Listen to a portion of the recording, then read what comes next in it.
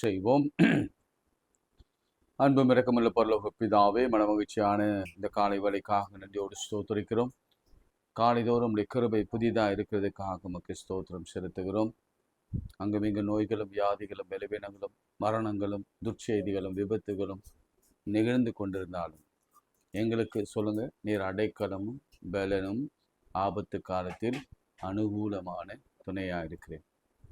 உன்னதமானவரின் மறைவில் இருக்கிறவன் சர்வ வல்லவரின் நிழல் தங்குவார். உன் வலது பக்கத்தில் 1000 பேரும் உன் இடது பக்கத்தில் 16,000 பேரும் விழுந்தாலும் அது உன்னை அணுகாது. உன் கண்களால் மாத்திரம் அதை பார்த்து சேர்ந்து சொல்லுங்க, துன்மார்க்கருக்கு வரும் பலனை நீ காண்பாய். நான் மரண இருளின் பள்ளத்தாக்கிலே நடந்தாலும் பொல்லாப்புக்கு பயப்படேன். தேவரீர் என்னோடு கூட இருக்கிறீர், உமது கோலும் உடைய தடியும் என்னை தேற்றும். தேவரீர் என்னோடு இருக்கிறீர்னு சொல்லுங்க. ஆண்டவரே, நீர் கொடுத்த குடும்பத்திற்காக நன்றி. நீர் கொடுத்த பிள்ளைகளுக்காக ஸ்தோத்திரம். நீர் கொடுத்த வருமானத்திற்காக நன்றி. நீர் கொடுத்த நல்ல செய்திகளுக்காக, வேலைக்காக, உயர்வுக்காக, நீர் கொடுத்த எல்லா ஆசீர்வாதங்களுக்காக நன்றி ஆண்டவர். உள்ளத்தின் ஆழத்திலிருந்து சொல்லுங்க, எல்லாவற்றுக்காக நன்றி ஆண்டவரே. நன்றி அப்பா, ஸ்தோத்தரிக்கிறோம். யெகோவா ஈரே, உம்மை ஸ்தோத்தரிக்கிறோம் ஆண்டவரே. இந்த வாரம் முழுவதும் எங்களை கண்ணின் மணி போல காத்து, எத்தனையோ உபத்திரவங்கள் மத்தியில கர்த்தர் எங்களுக்கு போதுமானவராய் இருந்து, பலத்த துருகமாய் கேடகமாய் இருந்து, அரணாய் இருந்து, எங்களுக்கு முன்பாக நீர் போய் கோணநாடுவில் எல்லாம் செவையாக மாற்றி, எங்களுக்காக யுத்தம் பண்ணி, எங்களுக்கு வைத்தியம் பண்ணி, எங்களுக்கு நல்ல மருத்துவராக இருந்து, நல்ல தகப்பனாக இருந்து, நல்ல ஆலோசகராக இருந்து, நல்ல நடத்துனராக இருந்து நடத்தி வந்த கிருபைக்காய் ஸ்தோத்திரம். உம்முடைய தழும்புள்ள கரத்தினாலோ உம்முடைய வல்லமையுள்ள இரத்தத்தினாலோ பிசாசை மேற்கொள்ளவும் கர்த்தர் உதவி செய்து நமக்கு நன்றி ஆண்டவரே. இயேசுவின் நாமத்தில் இந்த நாளை ஆசீர்வதித்து தாரும் ஜெபிக்கிறோம் நல்ல பிதாவே, ஆமேன். பாதை தெரியாத ஆட்டை போல அலைந்தேன் உலகிலே என்ற பாடலை நாம் பாடுவோம். பாதை தெரியாத ஆட்டை போல அலைந்தேன் உலகிலே, பாதை தெரியாத ஆட்டை போல அலைந்தேன் உலகிலே, நல்ல நேசராக வந்து என்னை மீட்டீரே, நல்ல நேசமேய்ப்பராய் என்னை மீட்டீரே,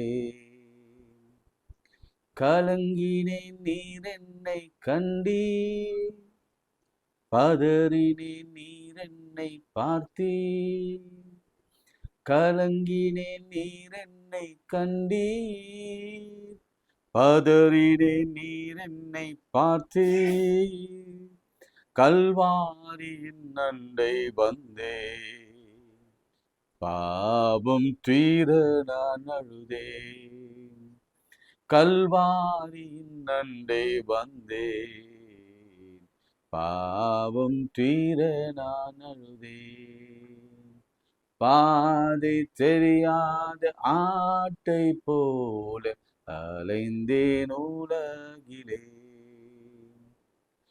என் காயம் பார்த்திடு என்றீர், உம் காயம் மாறிடும் என்றீர், என் காயம் பார்த்திடு என்றீர், உம் காயம் மாறிடும் என்றீர், நம்பிக்கையோடு நீ வந்தாய், துணையாக இருப்பேனே என்றீர், நம்பிக்கையோடு நீ வந்தால் துணையாக இருப்பேனே என்றீர், பாதை தெரியாத ஆட்டை போல அலைந்தேன் உலகிலே, நல்ல நேசராக வந்து என்னை மீட்டீரே, நல்ல நேசராக வந்து என்னை மீட்டீரே, பாதை தெரியாத ஆட்டை போல அலைந்தேன் உலகிலே. கைகளை உயர்த்தி ஆண்டவர் தினந்தோறும் அற்புதம் செய்து கொண்டிருக்கிறார். நீங்க உயர்த்தும் பொழுதெல்லாம் பரிசுத்தாவினர் இறங்கி வருகிறார். உங்க வீடுகளிலே, உங்க பிள்ளைகள் மீது, உங்கள் மீது, உங்கள் அவயவங்களுக்குள்ளே, கண்கள் தெரியாத இடங்களுக்குள்ளே, கண்களாலே பார்க்க முடியாத அவயவங்களுக்குள்ளே கர்த்தருடைய வல்லமை இறங்குறது என்று மாத்திரம் நம்புங்க. ஏன்னா தினந்தோறும் அப்படிதான் நம்ம புதுப்பிக்கப்படுகிறோம். தினந்தோறும் நம்ம வயது திரும்ப வாழ வயது போல ஆகிறது காரணம் அதிகாலையிலே ஆண்டவரை தேடுவதனாலதான். அரை மணி நேரமாவது ஆண்டவருடைய பாதத்தில் அமர்ந்திருப்பதனாலதான் நம்ம வயது வாழ வயது போல் திரும்ப மாறுகிறது. சரீரத்துல தலையிலே காணப்படுகிற வலிகள், வேதனைகளும், கண்களிலே காணப்படுகிற பார்வையின்மையும், பேச முடியாமல் தவிக்கிற காரியங்கள், ஆண்டவரே சிறு சிறு குழந்தைகளுக்கு மேபி ஆண்டவரே இந்த மூளை வளர்ச்சி குறைவா இருக்கிற பிள்ளைகளுக்கு கர்த்தருடைய கரம் வைக்கப்பட்டு ஒரு பெரிய அற்புதத்தை நாங்கள் காணும்படி கர்த்தர் செய்ய போகிறீரே, நமக்கு நன்றி செலுத்துகிறோம். நீர் படைத்தது ஆண்டவரே, நீர் உருவாக்கினது இந்த மூளை மண்டலங்கள். அந்த மண்டலங்களிலே காணப்படுகிற குறைபாடுகள் உமக்கு மாத்திரம் தெரியும். நாங்கள் விசுவாசத்தோட கைகளை உயர்த்தி ஜெபிக்கிறோம். இருதயத்திலே உடைய கரத்தை வையுங்க. தானி பாய்ந்த தழும்புள்ள கரத்தை வைங்க ஆண்டவரே. எங்கள் சிறு நீரகத்திலே வைங்க, எங்கள் ஜீரண மண்டலங்களிலே வைங்க, எங்கள் கைகள் கால்களிலே வைங்க, எங்கள் உடல் முழுவதும் வைங்க, எங்கள் பிள்ளைகள் மீது வைங்க, படுத்து கிடக்கிற பெரியவர்கள் மீது வைங்க, நடக்க முடியாத பெரியவர்கள் மீது வைங்க. எங்கள் வேலையிலே உடைய வல்லமை விளங்கட்டும். எங்கள் ஊழியத்திலே உடைய கிருபையும் இரக்கமும் தயமும் உடைய காருண்யமும் விளங்கட்டும். எங்கள் எல்லைகளை பெரிதாக்குங்க. அநேகர் பார்க்கத்தக்கதாக இந்த வேதத்தை ஆராய்ந்து அறிந்து கொள்ளத்தக்கதாக எங்கள் எல்லையை கர்த்தர் விரிவாக்கி தாங்க. வேதத்திலே மனமகிழ்ச்சியாக இருக்கத்தக்கதாக. வேதமே எங்களுக்கு சமாதானத்தை தரும். வேதமே எங்களுக்கு ஆயுளை நீடித்து தரும். வேதமே எங்களுக்கு ஜீவனை பெருக பண்ணும். தினந்தோறும் நாங்கள் ஆண்டவருடைய வார்த்தைக்காக காத்திருக்கும் பொழுது எங்கள் ஆயுள் நாள் நீடித்து கொண்டே இருக்கும். இது நிறுத்துற வரைக்கும் எங்கள் ஆயுள் நாள் நீடித்து கொண்டே இருக்கும். அது நிறுத்தாது, நிற்கவே நிற்காது. என் ஆண்டோடைய வல்லமையில வார்த்தைகள் ஒவ்வொரு நாளும் கிரியை செய்து கொண்டு இருக்கிறபடி நாளை ஸ்தோத்தரிக்கிறப்பா. எல்லா கடன்கள் விலகிறதை நான் பார்க்கிறேன்.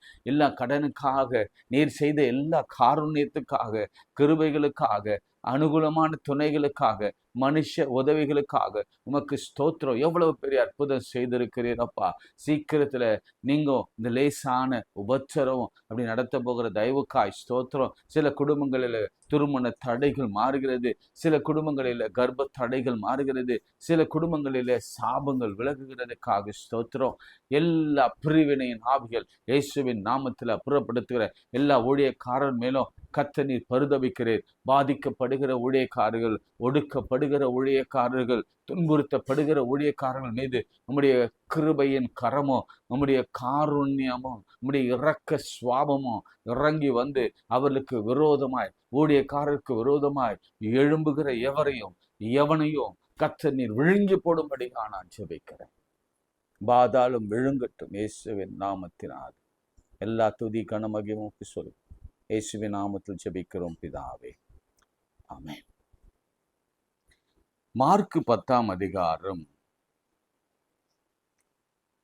46ஆம் வசனத்திலிருந்து நான் வாசிக்கிறேன். மார்க்கு 10ஆம் அதிகாரம் 46. பின்பு அவர்கள் எரிகோவுக்கு வந்தார்கள். அவரும் அவருடைய சீஷர்களும் திரளான ஜனங்களும் எரிகோவை விட்டு புறப்படுகிற பொழுது திமேயுவின் மகனாகிய பர்திமேயு என்கிற ஒரு குருடன் வழி அருகே உட்கார்ந்து பிச்சை கேட்டு கொண்டிருந்தான். அவன் நெஸ்ரனாகிய இயேசு வருகிறார் என்று கேள்விப்பட்டு, இயேசுவே தாவீதின் குமாரனே எனக்கு இரங்கும் என்று கூப்பிட தொடங்கினான். நாம் நேற்று கூட பார்த்தோம், ஆண்டவர் வீட்டிலிருந்து இப்போ ரோட்டுக்கு போய் கொண்டிருக்கிறார். அற்புதம் செய்து கொண்டிருக்கிறார். சாலைகளிலே, வழி மார்க்கங்களிலே, ஜேர்னியில, வாழ்க்கை பயணத்திலே அவர் அற்புதம் செய்ய. அதுதான் இங்க முக்கியமான விஷயம். உங்க மனதுல ஆழமா பதியணும் என்பதற்காக தான். நம்முடைய வாழ்க்கை பயணத்திலே எத்தனையோ மேடு பள்ளங்களை நாம் சந்தித்து கொண்டிருக்கிறோம் அல்லவா? இல்லை, அதை நம்ம ஒன்றுன்னா இப்போ பார்க்க போகிறோம். இந்த இந்த இந்த பர்த்திமேயுவின் வாழ்க்கையை நம் வாழ்க்கையோடு கூட ஒப்பிட்டு நான் பார்க்குவேன். நீங்கள் எல்லாரும், நான் எல்லாரும் இந்த பர்த்திமேயு அப்படின்னு பார்க்க போகிறோம். சரிங்களா? ஏன்னா அப்படி பார்க்கும் பொழுது தான் சில வெளிப்பாடுகள் நமக்கு கிடைக்கும், சில ஆலோசனைகள் நமக்கு கிடைக்கும், சில அறிவுரைகள் நமக்கு கிடைக்கும். ஏடா நமக்கு கண்ணு தரலையா அப்படின்லாம் நீங்கள் கேட்குவானா? பர்த்திமேயுவில் நாம் கற்றுக்கொள்ள போகிற பாடம் நீங்கள் தான். ஆணா இருக்கட்டும், பெண்ணா இருக்கட்டும், அப்பாவா இருக்கட்டும், அம்மாவா இருக்கட்டும், மகனா இருக்கட்டும், மகளா இருக்கட்டும், யாரா இருக்கட்டும், நம் வழி அருகே உட்கார்ந்து பிச்சை கேட்டு கொண்டிருந்த அல்லது எரிகோ வழி அருகே உட்கார்ந்து பிச்சை கேட்டு கொண்டிருந்த கண்ணு தெரியாத பர்த்திமேயு என்பவர் தான் நாம. நான் இதை ரொம்ப அழுத்தமா திரும்ப திரும்ப சொல்லும் பொழுது உங்க மனதுல இது ஒரு கேள்வியை ஏற்படுத்தணும். நானா அப்படின்னு பார்த்துருவோம். தீமேயுவின் மகனாகிய பர்த்திமேயு. பர்த்திமேயு பர்த்திமேயுனா சன் ஆஃப் திமேயஸ்ன்னு அர்த்தம், அவ்வளோதான். பர் அப்படின்னா சன் ஆஃப் திமேயஸ்ன்னு அர்த்தம். கவனிங்க, இங்க இவன் பெயர் இங்கு சொல்லப்படவில்லை, இவன் வயது இங்கு சொல்லப்படவில்லை. ஆனா இவங்க அப்பா பெயர் சொல்லப்படுகிறது. இதுல ஒரு உண்மைய, ஒரு தியாலஜிய நாம் புரிந்து கொள்ள போகிறோம். என்ன தியாலஜி? இப்போ நம்முடைய பிள்ளைகள் எல்லாம் வளர்ந்து வர்றாங்க. எங்க அப்பா இருந்தாரு, எங்க அப்பாவுக்கு அப்பா இருந்தாரு, நம்முடைய பிள்ளைகள் வராங்க, பிள்ளைகளுக்கு பிள்ளைகள் வராங்க. சில இடத்துல என்ன ஆகும்னா தந்தையின் பெயர் மறுக்கப்படும், மறைக்கப்படும், அவமதிக்கப்படும். தாயின் பெயர் அருவருக்கத்தக்கதாக மாற்றப்படும் இந்த சமுதாயத்தினாலே. யாரும் அதாவது என்ன சொல்லுவாங்க, பேரே நிலைக்கலைங்க, அவங்க அப்பா பேரு வரல, அவங்க அம்மா பேர் எடுக்கல, அவங்க அப்பா அவ்வளவு. அதுக்கு பல காரணங்கள் இருக்கும். ஆனா நான் சொல்லு வருகிற அந்த குறிப்பு கவனிங்க, உங்களுக்கு விளங்கும்படி நான் சொல்லுகிறேன். இது இது இது வந்து ஒரு சாபம் தான். எரிகோ பற்றி சொல்லப்பட்டிருக்கிறது. யோசுவா 6ஆம் அதிகாரம், ஜோஷுவா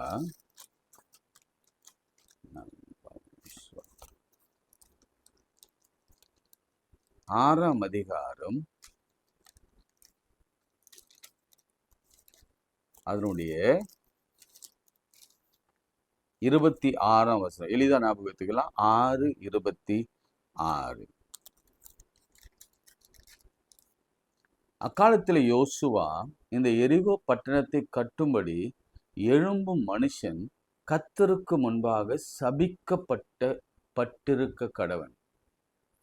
அவன் அதில் அஸ்திபாரத்தை போடுகிற போது தன் மூத்த குமாரனையும் அதன் வாசல்களை வைக்கிற பொழுது தன் இளைய குமாரனை சாக கொடுக்க கடவன் என்று சாபம் கூறினான். இவ்விதமாய் கர்த்தர் யோசுவாவோடு இருந்தார். அவருடைய கீர்த்தி தேசம் எங்கும் பரவிற்று. இங்க பாத்தீங்கன்னா அவங்களுக்கு தெரியும், எரிகோ பற்றி சொல்லப்படும் பொழுது அவங்க சொல்றாரு, அந்த மனுஷன், அவங்க பெரிய பையன், அவங்க சின்ன பையன், பெயர் சொல்லப்படாத ஒரு சாபம். வாழ்க்கையில நம்ம பேரை எடுக்க முடியல அப்படின்னு ஒரு நிலைமை. என்னதான் நம்ம ஊழியம் செய்தாலும் சரி, வாழ்க்கையில நல்லவனாக இருந்தாலும் சரி, நல்லவளாக இருந்தாலும் சரி, சமுதாயத்திலையும் சரி, சபையிலும் சரி, வேலை செய்கிற இடங்களிலும் சரி, மாமியார் வீட்டிலும் சரி, அல்லது வேறு எங்கு போனாலும் அந்த நல்ல பெயர் என்பது நமக்கு கிடைப்பதில்லை. அப்படித்தானே? இன்றைக்கு ஆண்டவர் அந்த சாபத்தை முறிய பண்ணுகிறார். அந்த சாபத்தை முறிய பண்ணி இந்த பிள்ளை சன் ஆஃப் டிமேயஸ். அவன் வாழ்க்கையை மாற்றும் பொழுது அவங்க அப்பா பெயரை அங்க கொண்டு வந்து நிறுத்துறார். இன்னைக்கு பிள்ளைகளாலே தந்தை பெயர் அவமானப்படுத்தப்பட்டிருக்கலாம், பிள்ளைகளாலே தாயின் பெயர் அவமானப்பட்டிருக்கலாம். சில காரியங்கள் கேள்வி கேட்கும் பொழுது ஏங்க வர்றதில்லை அப்படின்னா, பிள்ளையுடைய திருமண காரியத்தினால தலை வச்சு படுக்க முடியல ஆலயத்துல. ஒரு காலத்துல நல்ல பேரோடு இருந்த குடும்பம் தான், நல்ல ஊழியம் செய்தவங்க தான். ஒரு திருமண விஷயத்துல எவ்வளவு பெயர் இழந்து போய் அது திரும்ப மீட்டெடுக்க முடியாத ஒரு நிலைமை இது. இன்றைக்கு ஆவியானவர் சில உண்மைகளை நம்மோடு பேசிக்கொண்டிருக்கிறார். இந்த சாபம் அநேக குடும்பங்களிலே நாம் நம்முடைய பிள்ளைகளும் பேர பிள்ளைகளும் இப்படி இருப்பதற்கான காரணம் என்னன்னா, அந்த சாபம் கர்த்தர் சிலுவையிலே அவர் அழித்து போட்டார். நான் எழுதி தரேன், இன்று முதல் அப்பாக்களுக்கு நான் சொல்றேன், அம்மாக்களுக்கு நான் சொல்றேன், அப்பாவாக போகின்ற பிள்ளைகளுக்கு நான் சொல்றேன், உங்க பேர் நிலைக்கும். ஜீனியாலஜில வரும். ஒரு காலத்துல சொல்லப்படும், ராஜாவுடைய பிள்ளை அல்லது கிளெமென்ட்டுடைய பிள்ளை அல்லது உங்க பேரை போட்டுக்குங்க, அவருடைய பிள்ளை வாழ்க்கையில கர்த்தர் காரியங்களை பெரிதாய் செய்தார். ஏனென்றால் அவருடைய அப்பாவின் சாபம் முறிக்கப்பட்டிருக்கிறது. இந்த பிள்ளை இனி நான் வாழ வைப்பேன். சிலருடைய மனதுல எழுகிற பெரிய கேள்வி என்னன்னா, யாரோ எங்க குடும்பத்துல எங்க பெற்றோர் செய்த அந்த பாவத்தின் விளைவுதான் என் பேரு, எங்க குடும்ப பேரு நிலைக்காம போச்சு. எத்தனையோ 1000 கோடிகள் சொத்து இருந்தாலும் பேர் நிலைக்காமல் போய்விடும். இன்னைக்கு முதல் குறிப்பு ஆண்டவர் அதை பேசி, இன்னைக்கு இது ஒரு பெரிய டாபிக். ஆனா இதெல்லாம் சுருக்கி நான் பேசணும்னா நேரம் போதாது. இன்னைக்கு முதல்ல அப்ப அந்த பேர் பர்த்திமேயு அப்படின்னாவே ஞாபகம் வச்சுக்கோங்க. மறுக்கப்பட்ட பெயர், மறைக்கப்பட்ட பெயர், சாபத்தீடான பெயர், அழிக்கப்பட இருந்த பெயர் அல்லது அவமானத்திற்குள் இருந்த பெயர், அவமானப்பட்ட பெயர். ஒருவேளை நம்ம பெற்றோர்கள் அநேக அவமானப்பட்டு கூனி குறுகி ஒரு இடத்துல நின்று கை கட்டி வேலை செய்து, ஆனாலும் கூட ஒரு லிஃப்டும் இல்லாம, உயர்ந்த ஸ்தானத்துல இல்லாம, பலர் மதிக்கிற நிலையிலே வாழாம இருக்கிற அந்த ஒரு சூழல் இருக்கு பாருங்களேன். அந்த சூழல் மாறப்போகிறது. அல்லேலூயா சொல்லுங்க. நான் ஆவியில நிரம்பி சொல்லுகிறேன். புதிய கருத்தை நீங்க எடுத்துக்கொள்ளுங்க, எனக்காக எடுத்துக்கொள்ளுங்க அப்படின்னு சொல்லுங்க. எனக்காக நான் எடுத்துக்கொள்றேன்.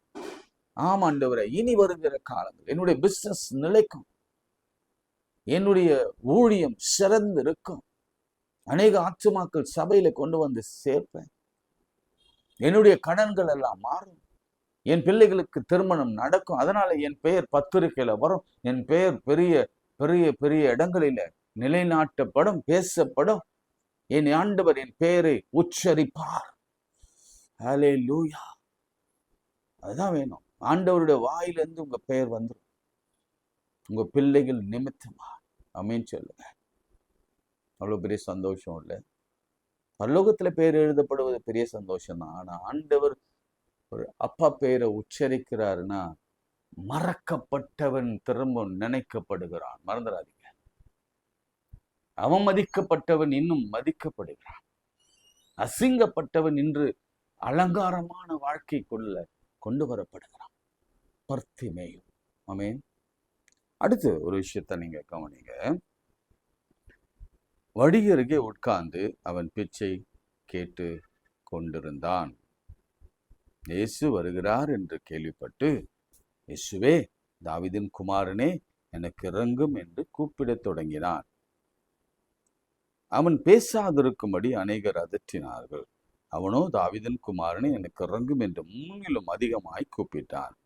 இயேசு நின்று அவனை அழைத்து வரச் சொன்னார். அவர்கள் அந்த குருடனை அழைத்து, திடன்கொள், எழுந்திரு, உன்னை அழைக்கிறார் என்றார்கள்.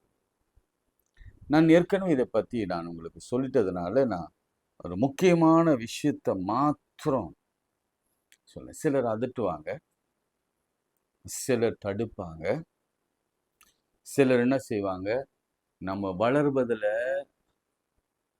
அவங்களுக்கு இது இருக்காது, என்ன சொல்வேன், நம்ம வளருவதில் அவர்களுக்கு ஆசை இருக்காது, பொறாமை. எப்படியாவது இவனை தடுத்துடணும், ஆண்டவர் கிட்ட இவன் போயிடக்கூடாது. அப்படிப்பட்ட ஒரு அப்ரிஷன் வியாதி அவனை அவனை பலவீனப்படுத்துகிறது, அவனுக்கு நெகட்டிவான வார்த்தை. பிசாசு அதுதான். நீங்க நல்ல கவனிங்க, பிசாசு இந்த காலத்துல நம்மளை பலவீனப்படுத்தும்படியாக அநேக காரியங்களை பேசி பேசி பேசி பேசி பேசி தடுத்து தடுத்து ஆசீர்வாதம் வராதபடிக்கு, ஆண்டவரிடத்துல கிட்டி சேராதபடிக்கு தடுத்து நிறுத்துகிறான். நம்ம என்னதான் முயற்சி எடுத்து ஆண்டவரை நோக்கி, தேவனே, ராவிதின் குமாரனே குமாரனே இறங்கும் இறங்கும் இறங்கும் என்று கேட்டாலும் கூட சிலர் அதட்டுவாங்க, சிலர் தடுப்பாங்க, சிலர் நிறுத்துவாங்க, சிலர் கோபப்படுவாங்க. ஆனாலும் அவன் முன்னிலும் அதிகமாய் கூப்பிட்டார். இயேசு நின்றார். நின்று அவனை அழைத்து வர சொன்னார். யார் தடுத்தாங்களோ, யார் உன் வாழ்க்கையை அழிப்பேன் என்று கங்கணம் கட்டி கொண்டிருந்தார்களோ, எந்த சூழ்நிலை உன்னை இந்த நிலைக்கு நிறுத்தினதோ, ஆண்டவரிடத்துல போகாம நிறுத்தினதோ, அதே சூழ்நிலையில் இருந்த மக்கள், தடுத்த மக்கள், உன்னை அதட்டின மக்கள், நீ போகாதே என்று சொன்னவர்கள், நீ கிட்ட போகாதப்பா, நீ தகுதி அல்ல, நீ கிட்ட போவதற்கு நீ தகுதியானவன் அல்ல, நீ இந்த சுகத்தை பெறுவதற்கு நீ தகுதியானவன் அல்ல, இந்த அந்தஸ்தை பெறுவதற்கு நீ தகுதியானவன் அல்ல, இந்த வேலையை பெறுவதற்கு நீ தகுதியானவன் அல்ல, இந்த ஊழியத்தை நீ சுதந்திரித்துக் கொள்ள தகுதியானவன் அல்ல என்று எவன் தடுத்தானோ அவன் வாயிலிருந்தே வரும். என்ன வரும் தெரியுமா? திடன்கொள். ஒரு நாள் வரும். திடன்கொள், எழுந்திரு, உன்னை அழைக்கிறான். ஆங்கிலத்தில் ரொம்ப பியூட்டிஃபுல்லா இருக்கும். திடன்கொள். அவ்வளவுதான், உன் பிரச்சனை முடிஞ்சதுப்பா, ஆண்டவர் கூப்பிடுறாருப்பா, போ. என் வாழ்க்கையில் அப்படி நடந்தது.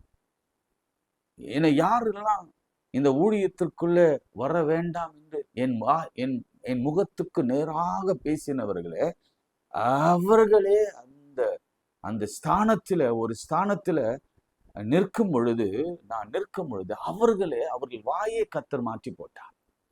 எப்படி பீலேயமின் வாயை மாற்றினார். நான் ஆசீர்வதிக்கதான் அப்படின்னு சொன்னார். நான் சபிக்கிறவனை சபிக்கணும், ஆசீர்வதிக்கிறவனை ஆசீர்வதிக்கணும், அப்படியே மாத்திடுவார். மாத்தின ரெண்டாவது முக்கியமான விஷயம் என்னதான், உடனே அவன் தன் மேல் வஸ்திரத்தை எரிந்து விட்டு எழுந்து அப்படித்தான். இங்க நான் நிறுத்திட்டேன். நான் அடுத்த முறையை நான் உங்களோட கூட பேச விரும்புகிறேன். இங்க கேட்ட கேள்விக்கு மாத்திரம் நீங்க கொஞ்சம் மனசுல ஒரு பதில சொல்லுங்க. இந்த மேல் வஸ்திரம் என்பது அவர்கள் அடையாளம், ஐடென்டிட்டி. கண்ணு தெரியாதவங்க அடையாளம். அது கவர்மெண்ட் அவங்களுக்கு கொடுக்குற ஒரு பாதுகாப்பு வஸ்திரம்னு வச்சுக்கோங்களேன். எப்பவுமே இந்த நைட்ல போல இந்த ஃப்ளோரசன்ட் லைட்டு மாதிரி அவங்கள பார்த்த உடனே சொல்லிடுவாங்க, இவங்க கண்ணு தெரியாதவங்க அப்படின்னு சொல்லிடுவாங்க. சரிங்களா? நான் கேட்ட கேள்வி என்னன்னா, கண்ணு தெரிஞ்ச உடனே அந்த கிளாத்தை கழட்டினானா, அல்லது அந்த கிளாத்தை கழட்டின பிறகு கண்ணு தெரிஞ்சுதா? நல்லா திரும்பி கேட்குறேன்.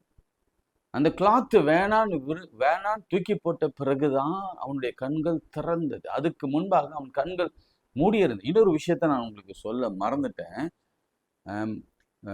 அவன் பார்வையற்றவனா இருந்தான்னா, பாதியிலே அவன் பார்வை போயிட்டு, அதுக்கு முன்னாடி அவன் பார்த்து கொண்டிருந்தான்.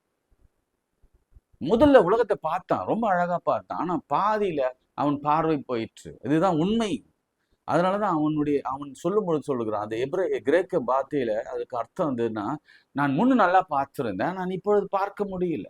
இன்னைக்கு கூட நான் சொல்லுவேன், நீங்க இதுக்கு முன்னாடி இருந்த வாழ்க்கையில நிறைய நிறைய காரியங்கள் நல்லா பார்த்தீங்க, நல்லா வாழ்ந்தீங்க, நல்ல குடும்பம், நல்ல ஹஸ்பண்ட், நல்ல ஒய்ஃப், நல்ல பிள்ளைகள் அப்படின்னு வாழ்ந்தீங்க. ஆனா இப்போ உங்களால பார்க்க முடியல. உங்க வாழ்க்கை பின்பாதி வாழ்க்கை மிகவும் மோசமாய் போயிட்டு. அப்படி இருக்கிற உங்களை தான் கர்த்தர் பார்க்க வந்திருக்கிறான். அவன் பாதியில வரைக்கும் அவனுடைய பார்வை தெளிவாக இருந்த. இந்த விஷயத்தை நீ நல்லா கவனிங்க. என் ஒரு வயசு வரைக்கும் நல்லா வாழ்ந்தேன்.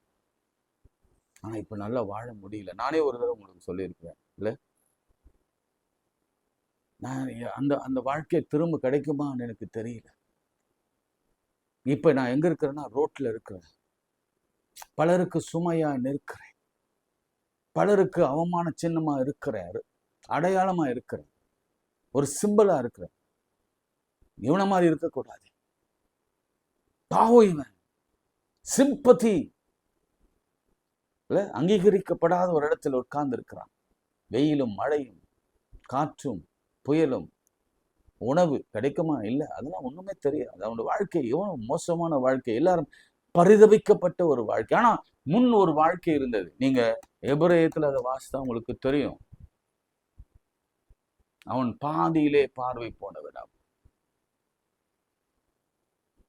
அதான் அதனுடைய டிரான்ஸ்லேஷனுடைய முக்கியம். இன்னைக்கு அப்படி இருக்கிறீங்களா? நீங்க வருகிற வாழ்க்கை மிகவும் ஆசீர்வாதமாகும். நாளைக்கு பார்க்கலாம். ஜெபம் பண்ணலாம். ஆண்டவரே, பார்வை கிடைக்க முன்பே பார்வை கிடைத்திடும் நம்பிக்கையோடு கூட அந்த ஆடையை உதறிவிட்டு ஒரே வந்தவன், ஆண்டவரை நோக்கி வந்தவன் என்று நாங்கள் அப்படி வரப்போகிறோம். நிறைய பேசிட்டீங்க ஆண்டவரே. ரொம்ப ரொம்ப உள்ளத்துல ஆழத்திலிருந்து நீங்க சில காரியங்களை உம்முடைய ஆசையை வெளிப்படுத்திட்டீங்க. எங்களுக்காக நீங்க பேசின இந்த வார்த்தைக்காக சொல்ல, நேற்றே ஒரு காரியத்தை நான் சொல்ல, ஆண்டவரை நீர் சொன்னதை என்னால சொல்ல முடியல, எனக்கு முழுமை வரல. அவர் பாடையை தொட்டார், பாடையை தொட்டார். இந்த மரணம் என்கின்ற பாடை, மரணத்தை சுமந்து போகிற அந்த பாடை அவர் தொட்டா நிக்கணும். எஸ், அவர் ஆளுகை செய்கிறவர். நின்றார்கள், பயந்தார்கள், எழுந்தான், உட்கார்ந்தான், பேசத் தொடங்கினான். ஆண்டவர் திக்கற்றவர்களுக்காக நிற்பார், தட்டி கேட்பார். மரணமே தட்டி கேட்பார், வியாதியே தட்டி கேட்பார், சத்ருவே தட்டி கேட்பார். என் பிள்ளைக்கு விரோதமாய் எழும்புகிற மனுஷனை, அது யாரா இருந்தாலும் தட்டுவார், நிறுத்துவார். அந்த பாடையை தொட்டார். எவ்வளவு ஃபோர்ஸ்ஃபுல்லா அவங்க பயணம் பண்ணியிருப்பாங்க. என் ஆண்டவர் தொட்ட மாத்திரத்தில் நின்றார்.